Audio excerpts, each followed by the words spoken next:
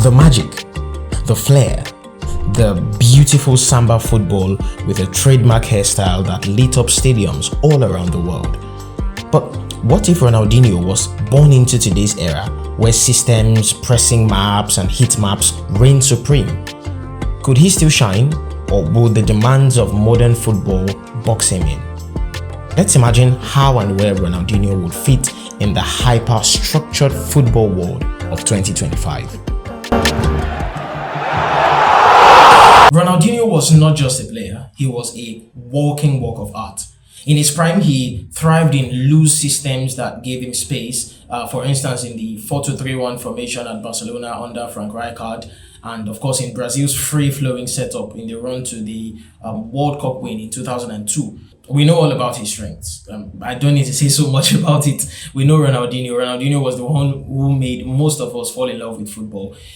His instant creativity, off-the-cuff creativity, defense splitting through balls, unpredictable dribbles and feints and flicks, and his vision, his technique, his pace, his acceleration. I mean, Ronaldinho was a joy to watch. He popularized some of the world famous tricks, like the no-look passes, the step overs, what we call leg over in my country, Nigeria. He popularized the rainbow flick, and that one we call it follow me in Nigerian street football. He also popularized the elastico. That's also called snake bite in Nigerian street football, because the way the elastico, the way the leg goes like that, looks like a snake bite. So we call it snake bite in Nigeria, in street football in Nigeria. So Ronaldinho was the king of street football. I mean, with a smile on his face, he brought this joy, this contagious joy to the game. He was the chief proponent of the Joga Bonito, the beautiful game. He was the king of street football. He was the one who made many kids fall in love with football, including me, I must say. One of the first players I started watching was Ronaldinho, and I mein, he was a joy to behold. Then just get to YouTube. The only thing we wanted to watch on YouTube was to watch Ronaldinho play. The thing we just wanted to see, there's just this joy he gave to people watching him play, with the smile on his face, with the feints, with the tricks. It was a joy to watch. That's just the best way to describe what Ronaldinho was. Now, today's game is a totally different beast. All right, there's non-stop systematic jargons, for the want of a better word, pressing. Every single player has a chore. There are certain attack triggers, there are certain systems that will get you in certain attacking positions, there are certain things you must do, this and that, and all of those amazing things, I must say. Different frameworks for counter pressing and all of these. I mean, a lot of technical and systematic words and concepts that just make the game feel a little bit robotic. There's so much positional rotation, defined zones, specific zones, half spaces, full spaces, vertical lines drawn here and there.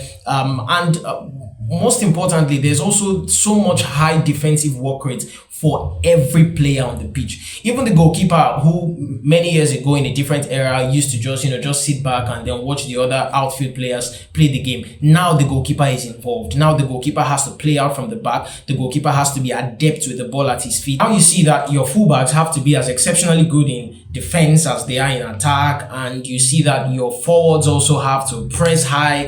They have to be aggressive in the press. They also have to track back. I mean, they can't just leave the defending to the other players. They have to track back.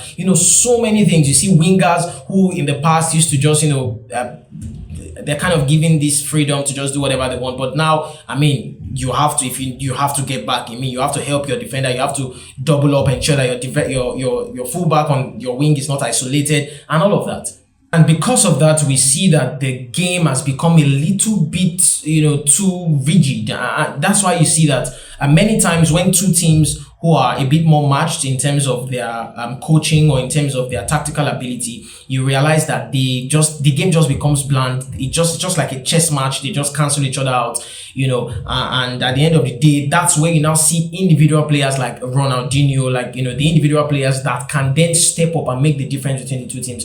And unfortunately, we realize that there is so much obsession with data, for one. GPS metrics, heat maps, you have expected goals, XG, expected assists, so many data, whatever, that makes the game even more systematic than it already is. If you can't run, you can't track back, you can't stick to your zone, you can't do all these things, you eventually become a liability. And it doesn't matter how pretty your flicks are, you would struggle to get into any team who plays like that. And that's why you even see that there are certain players who they do not necessarily have the technical skill set to be footballers. You see that some players don't even have the greatest of first touches. You see some players are not so good with their technique, but you realize that they are professional players. Why? Because they can run. They've got an engine on them. They can run for 90 minutes non-stop. I mean, I like to mention a player like Adama Traore. Adama Traore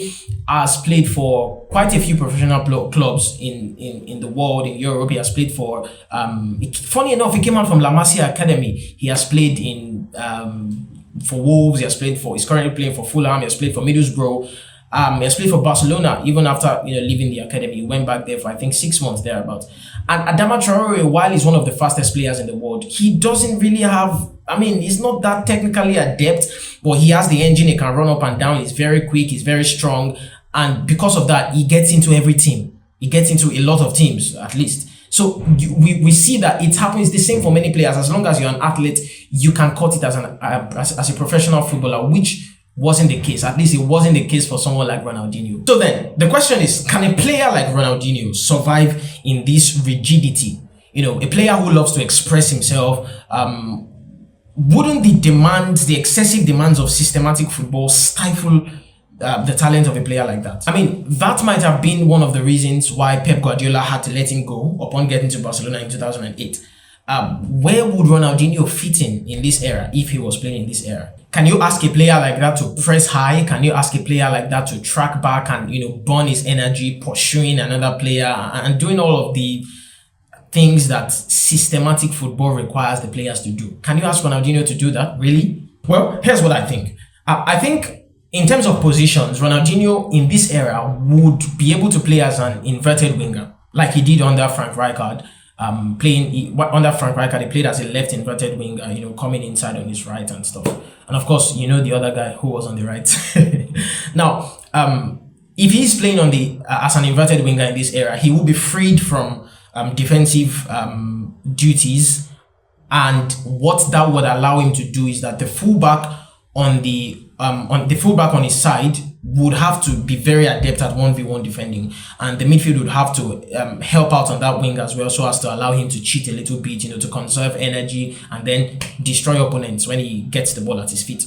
And for pressing, I mean, don't expect too much in terms of pressing from a player like Ronaldinho, because the point is you have to let him conserve his energy. You shouldn't allow him to just keep running around and pressing everybody like a headless chicken. And I mean, you have to allow him conserve his energy, because a player like that, when the ball gets to his feet, he has the magic. He can create something out of nothing. Another setup I think Ronaldinho would be adept in is playing as a number 10 in a 4-4-1-1 or a 4-2-3-1 setup. Kind of similar to what Lionel Scaloni did to get the best out of Lionel Messi at the World Cup 2022. So what they did was having a hard-working number 9 in Julian Alvarez or Lautaro Martinez to do the defensive work for Messi. He also had energetic and hard-working double pivots and wide midfielders that could cover the pitch laterally and do the dirty job, and just let Messi focus on the creation, on carrying out the magic. And I think it's something like that can work for a player like Ronaldinho. Give him the free role, allow him to pop up in half spaces, pop up in different places and pick up the ball and do the magic when his team are in possession of the ball. But when his team are out of possession, let him conserve his energy. He can then, be asked to occupy certain spaces, not necessarily running around and chasing everybody, but then just occupy certain spaces to cut out passing lanes and allow the other number 9 to then run around and chase everybody, and then allow the midfield to do their job, win the ball back, give it back to him. Now, which managers would embrace the genius of a player like Ronaldinho in this era? But personally, I doubt Pep Guardiola can cope with a maverick like Ronaldinho. I mean, we've already seen before, although there were reports that one of the major reasons why Guardiola let Ronaldinho go in 2008 at Barcelona was because Ronaldinho was allegedly more involved in partying and nightlife than focusing on his football. So that's one of the reasons, according to reports, why Guardiola let him go. But I honestly doubt Guardiola would be able to cope with a maverick like that, because Ronaldinho is a bit different from Messi, in the sense that Messi can still be, especially at that time, Messi could still be coached. You could still tell Messi to stay here, do this, do that. But at that time, you really cannot tell Ronaldinho to do that. I mean, you are just stifling him if you tell him to do that. I highly doubt Pep Guardiola will be able to cope with a player like that. One manager, though, that I am almost 101% sure would be able to cope with a player like Ronaldinho is Carlo Ancelotti. Carlo Ancelotti seems to be a kind of manager, kind of like the throwback kind of manager, who is more particular about playing to the strengths of his players than playing to any particular philosophy. You know, he would just do what fits the players at his disposal. I mean, and it has worked for him. The results show for it. He has only God knows how many Champions League titles as a manager. So I think a manager like Carlo Ancelotti would do very well having a player like Ronaldinho at his disposal. Yeah, so I mean, the truth is that there are many players in the academy systems that are trained to abandon their childlike love for flair and just embrace the system above anything else. And that's why we are seeing so many robots as footballers now.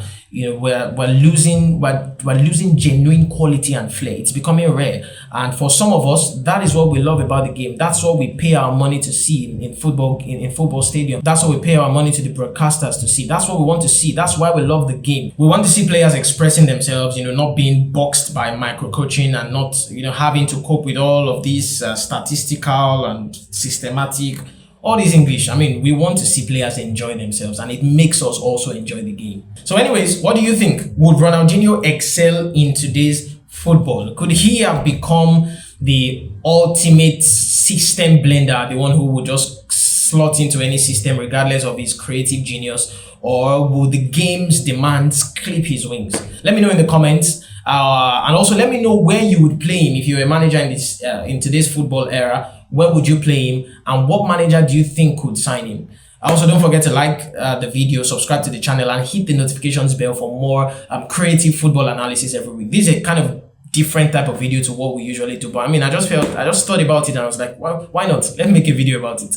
So if you enjoyed the video, like it, subscribe to the channel, and hit the notifications bell. This is the Football Slides TV. See you on the next video.